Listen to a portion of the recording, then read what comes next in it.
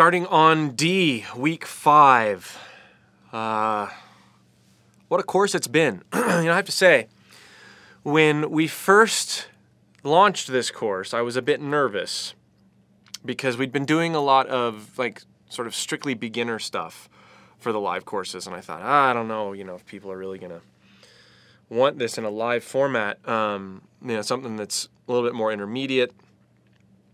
And I have to say, based on the badges that I've been seeing, based on the interaction that we've been getting, I think this was the right course to do. I'm really happy with how it's turned out so far, and the interaction and the turnout and the response, both in badges and in interaction. So, thank you. This week is it's a great week. I love the sounds that you can get by starting on D. We've got a cool track to play over. You guys know the drill. I mean, we've been doing this now for, this is the 5th week. And we're going to do the same things we've done for all of the other weeks. We're going to learn the scale, learn the sequence, wood shop the scale, wood shop the sequence. And we're gonna play creatively over the drone and then play creatively over the backing track. I'm really interested to hear if any of you wish to share. I know that I've been getting badges and stuff like that, but how's it going? Are you making any discoveries? Are you improving in your tonal prowess? Are you learning the neck? Becoming more comfortable with playing up and down the neck? Are you developing techniques from the sequences and from the picking exercises and going through the scales? How's it going? And I'll move on, but as soon as there's some response, I'd love to hear them. Let's crack open the scale and learn it.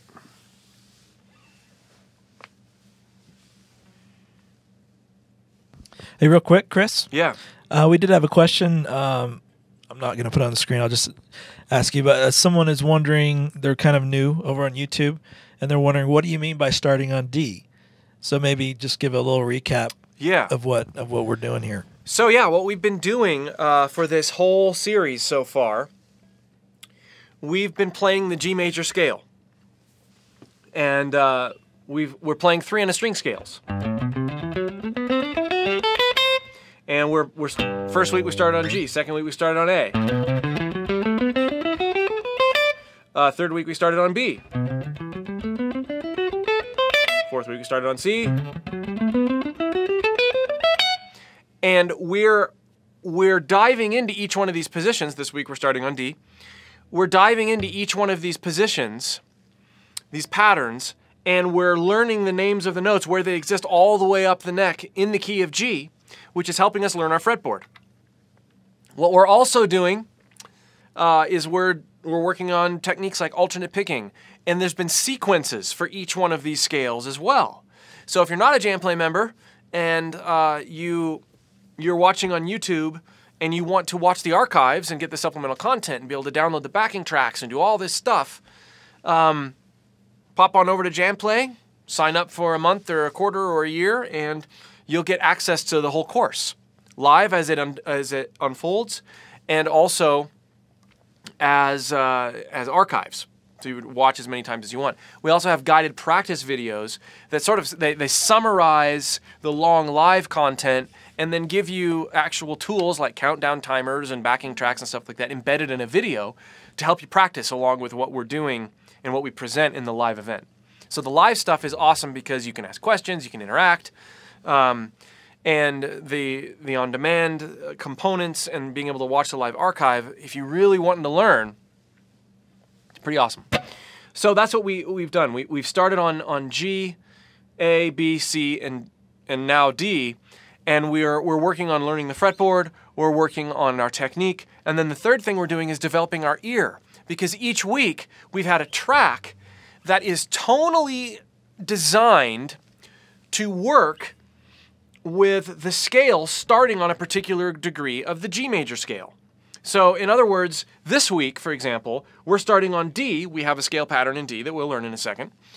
But the track is also in the key of G, but it is tonal, we've shifted the tonal center to be D, even though we're in the key of G. Many of you have come to conclusions, rightly so, as to where we're going when we do that. And most of you are right, but we're not talking about that. We are working on the scales, we're working on learning the sounds, we're working on developing our ear, we're working on learning the fretboard, and we're developing our technique, all through the vehicle of 3 and a string scales. Here's the track, just to give you a little preview.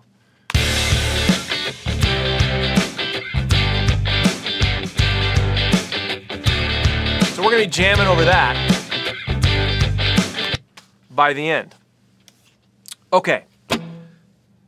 Good. I should have done that recap anyway. I think I have in the past week, so thank you for asking the question. If there are no other are there any other comments or revelations that people have been sharing since I asked? We're not getting a lot of comments, although David did say he's doing good. Okay. So, and Mixolydian is excited for this week. That's all I'm going to say. That's all I'm going to hear. Okay, let's start on D.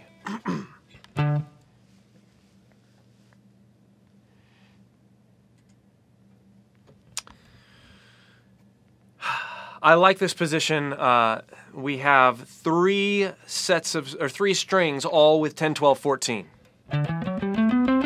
Rolls off the fingers right away. You've got 3, 10, 12, 14, 10, 12, 14, 10, 12, 14.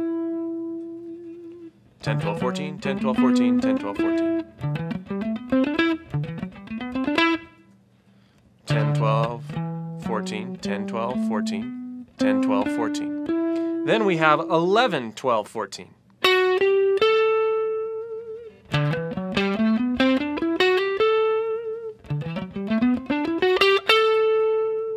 Then we have the same thing, except for we shifted up a string. 12, 13, 15. So, and then we have 12, 14, 15. So the top half there.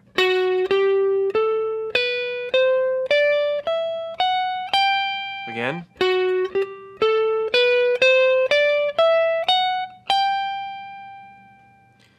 Whole scale, extremely slow on the way up.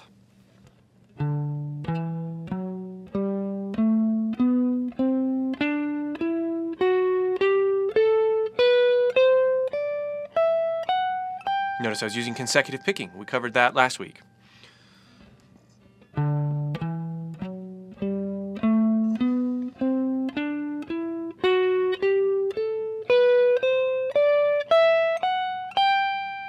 And on the way down,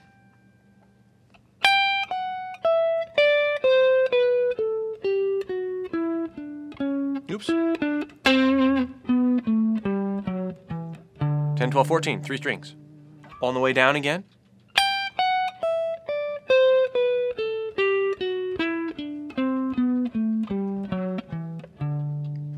Whole scale and a triplet feel as notated. No click. Slowly, so you can digest it a little bit more.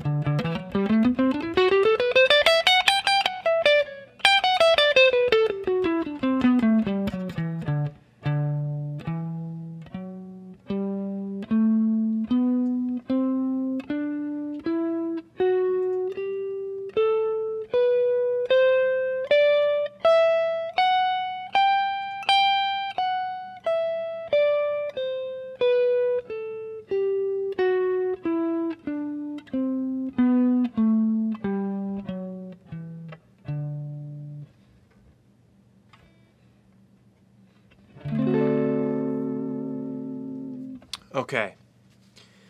As we've done, let's break out the click, the metronome, and we're going to work in a moderate tempo range. We're not going to go super slow, we're not going to go super fast, but we're going to try to push it a little bit and develop our alternate picking, learn the scale.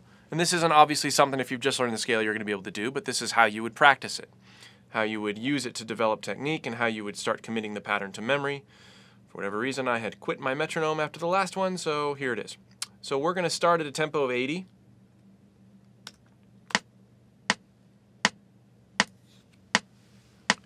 One, 2, 3, 4, 2, 2, 3, 4.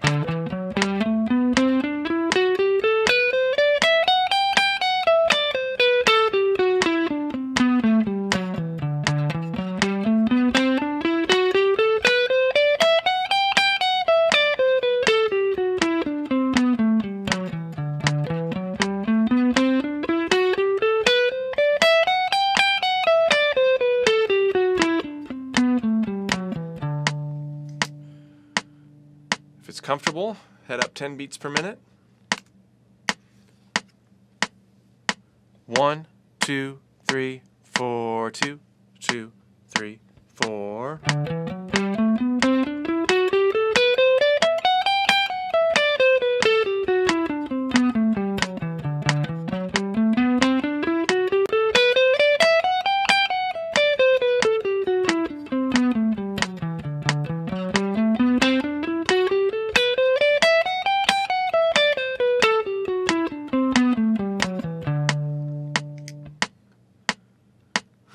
Up another 10 to 100 beats per minute.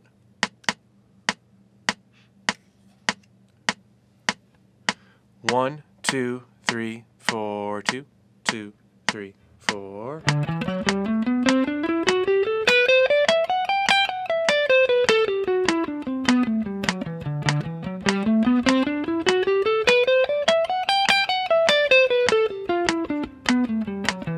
Typo.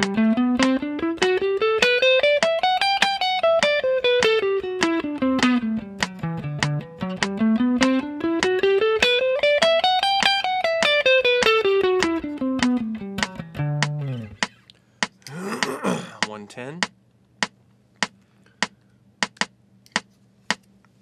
1, 2, 3, 4, 2, 2, 3, 4.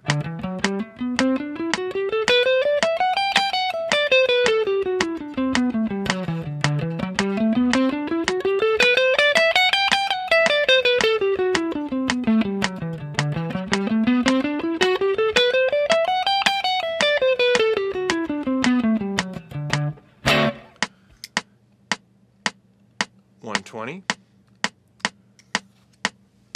1, 2, 3, 4, 2, 2, 3, 4.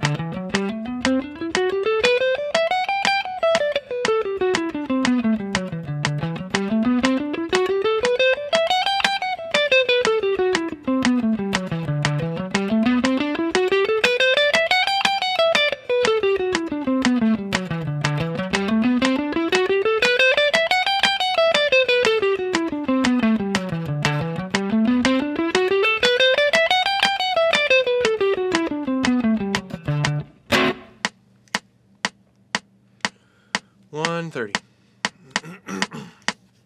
1, 2, 3, 4, 2, 2, 3, 4.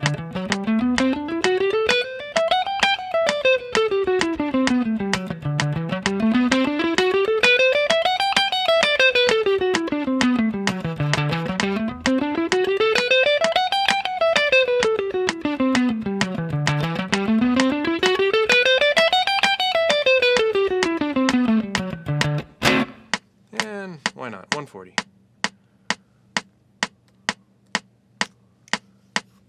1, 2, 3, 4, 2, 2, 3, 4.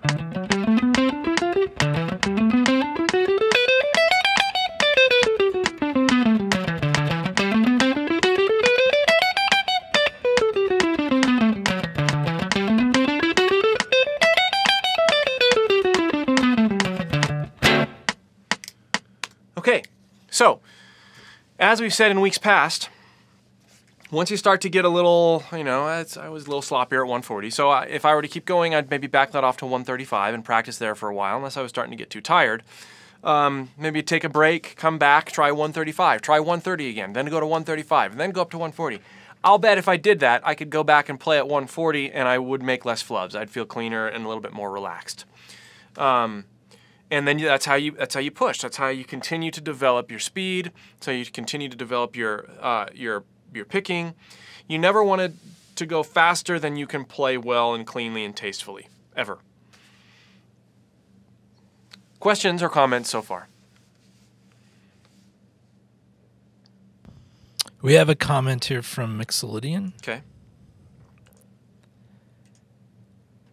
What's good about this course is the ear training too, and you get to the next position and it just sounds right. Yes. So true. Your name speaks for itself. Okay. Let's go over the sequence. This is a cool sequence. I really like this sequence a lot.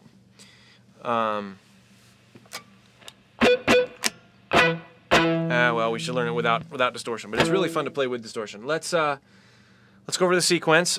Now, here's the thing. This is a descending sequence, as you can see. And here's what it is. Here's the phrase that you repeat on every string. So 15, 12, 14, 15, like that.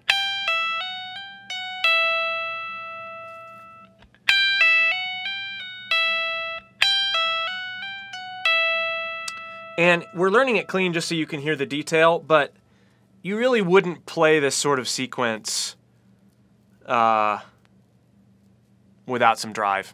And there are no legato markings on here, but it is legato. Pick.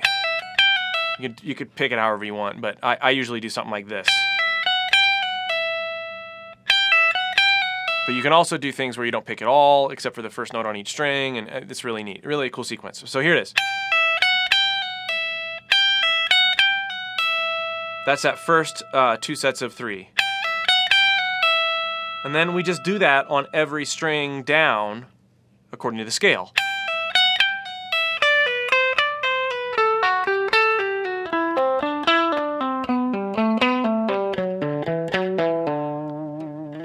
Again.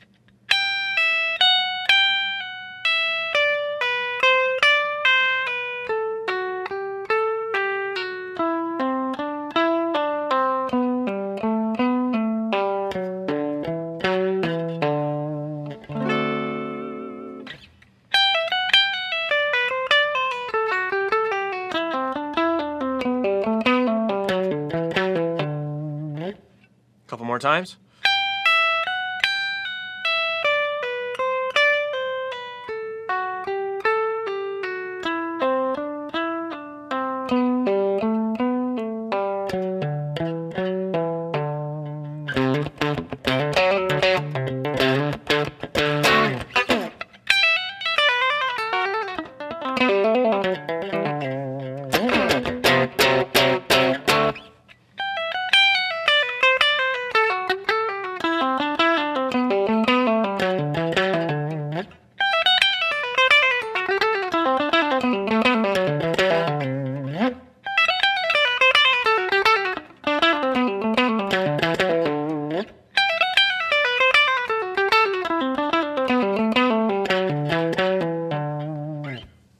Really just rolls. And what I like to do, I like to use it sort of like this.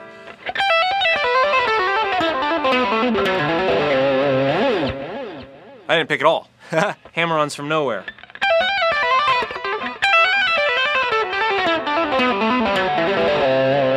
Still sounds good to pick, you know.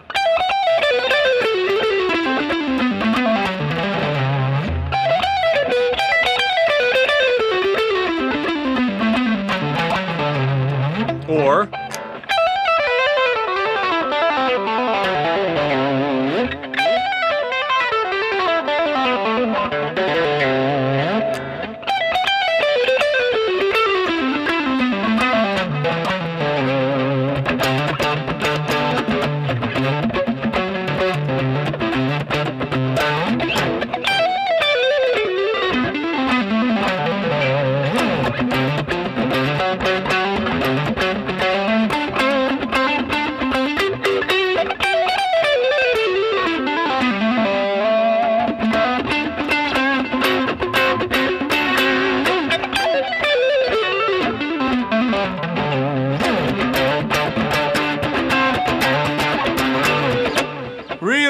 fun.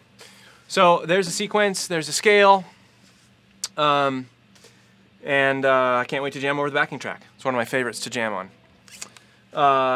Let's go to the drone, and we can practice with the sequence. The cool thing about the drone, if you haven't been here for the other weeks, is that there's no tempo, but there is tone. It's D. It's just a D. And so as we practice this, we can practice sort of phrasing and getting familiar with how the song, each tone, each note sounds over the tonal center of D, because we're starting on D in the key of G. And this is also where we want to pay careful attention to the names of our notes.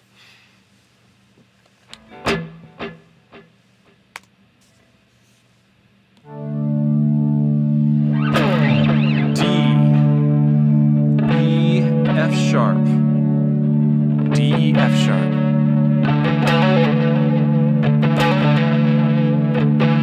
D, E, F sharp. That's how an F sharp sounds over a D. D, F sharp, G. It's a D. It's the 4. If we're talking about D being the 1 now, this is the 4. E.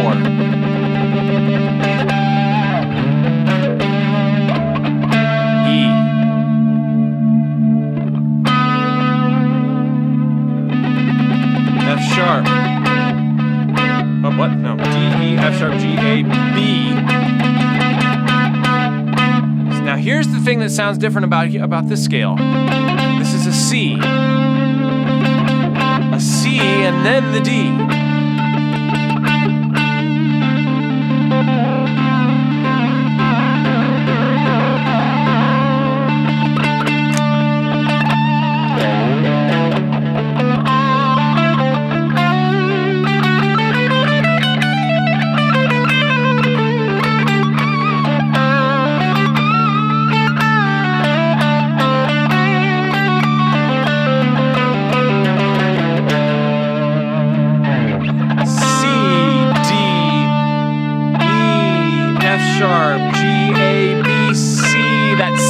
Oh, that C over the D, that's the note.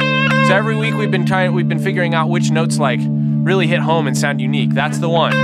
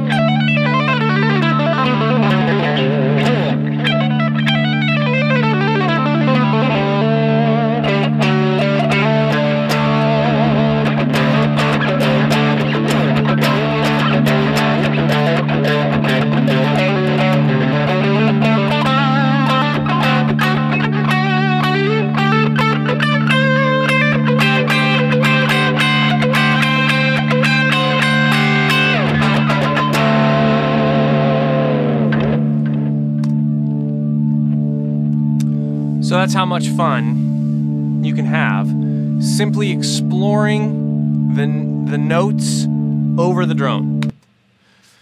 And it's so much fun. And it's much more, when you know the notes, like I knew that I was capitalizing on that C, which is, in this case, it would be the 7th degree of this particular, if we're talking about D being the 1, the C would be the 7. But knowing where your notes are, knowing that D, E, F sharp, so the F sharp was another huge one, which is the 3rd in this case. If you have that interplay between what makes those tones, what makes the scale sound unique is those particular tones over the tonal center. It's just a fabulous, fabulous way to discover new sounds. Any questions or comments so far? A couple of comments that we think we just lost you in the zone there. Yeah. Oh, it's fun. It's fun to just take a couple notes and. It is a fun one, yes. And play with it. We do have a question here. This one's from High Life Sipper. I really think the way to master all the badges for this course is to utilize consecutive picking, but man, consecutive picking down the scale has a steep learning curve. Yeah, it's tougher. In my playing, I use consecutive picking a lot on the way up stuff. I don't use consecutive picking a lot on the way down. I don't. It's one of those things that, as I've practiced and worked on, I feel like I can do it okay, but it's definitely, when I'm writing lines, consecutive picking on the way up is a lot. It's a lot easier. You're right, and you should be able to do it both ways. Sometimes alternate picking is great for stuff, and sometimes consecutive picking for 3 on a string stuff is extremely helpful. Extremely helpful. If you didn't catch that. That was last week, that instead of learning a sequence, we just practiced picking the scale pattern in consecutive picking. So.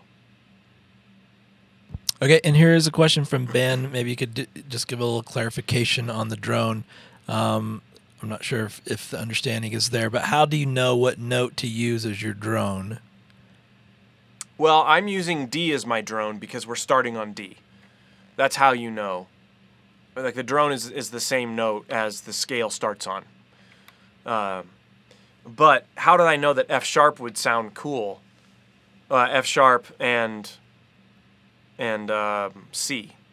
Really just by playing and realizing that those 2 notes, they have this catching appeal to them. And you don't even really need to know why. You just start playing the scale. You start playing it like I did. You start playing it fairly linearly, where you're playing the scale, and you're naming the notes. You're thinking of the notes in your head.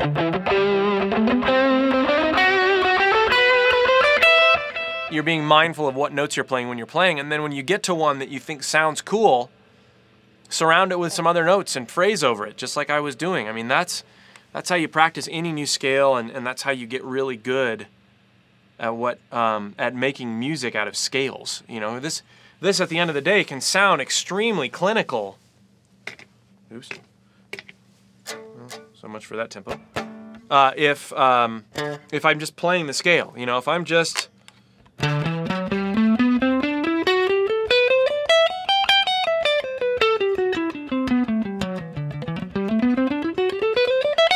and you heard me do that a bunch before. It wasn't music, it was a drill.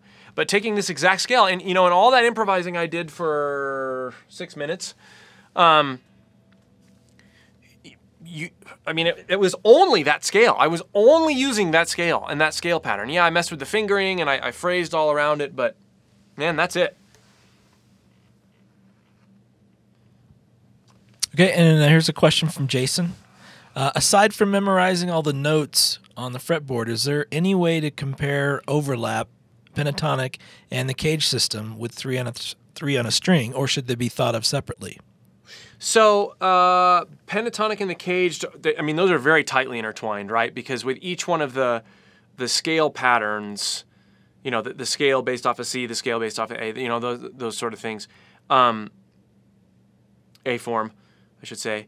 Those are the pentatonic scales and the major scales and the chords and the arpeggios. All those things are very tight. The 3 on a string scales, They are a different way of organizing. They're sort of the other school of thought, although if you look at it, so the 3 on a string scales are going off of scale degrees, whereas the cage system is going off of chord forms. But there are similarities of certain caged position scales. Here's an example. So let's take this one for example. This is one would consider this to be a, well, let's see, what's a good example? And this would be considered the E form, B major scale.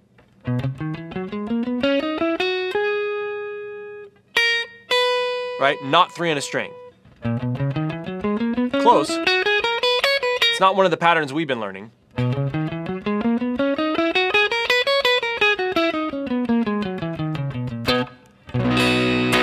What I've always done though is I've said, okay, well, if I wanted to play a 3 on a string based off of that, I know this one, and I also know the corresponding pentatonic scale.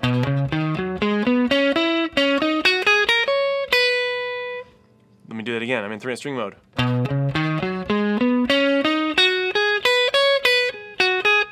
There's my pentatonic scale and my major scale. There's my chord. Then I can say, well, here's my 3 on a string scale.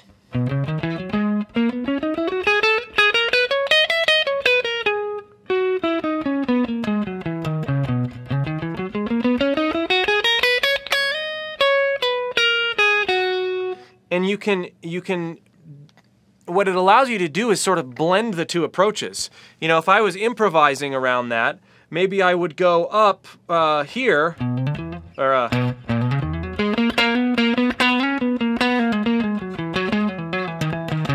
see, I ascended in this position and then descended here. And so it's another way to look at things, and I like to join them together visually, so that I know that I can move, you know, a little bit this way, a little bit that way. That gives me more flexibility to be able to do those sorts of things. Hope that answered your question. Okay, and that catches us up on questions for right now. Okay. Keep the questions and comments coming. We're drilling like we have the past couple weeks. Here is the backing track. And unless you guys ask more questions, I'm just going to have fun soloing over this. I'll start slow. It's the same approach you want to take with the drone, although here you've got chord changes. And so paying careful attention to which notes work and which ones sound good, practicing your phrasing, start fairly linearly, which I will do, and then zero in on 1 or 2 notes and create little licks, create little melodies, create little things that you think sound cool, and just play the snot out of them. You know, repeat over and over and over again, phrase with them, get intense with them. Do some fun things, and over the track, it's really fun to do. You never know what might stick and what might become the basis for something later that you write a whole song with, you know?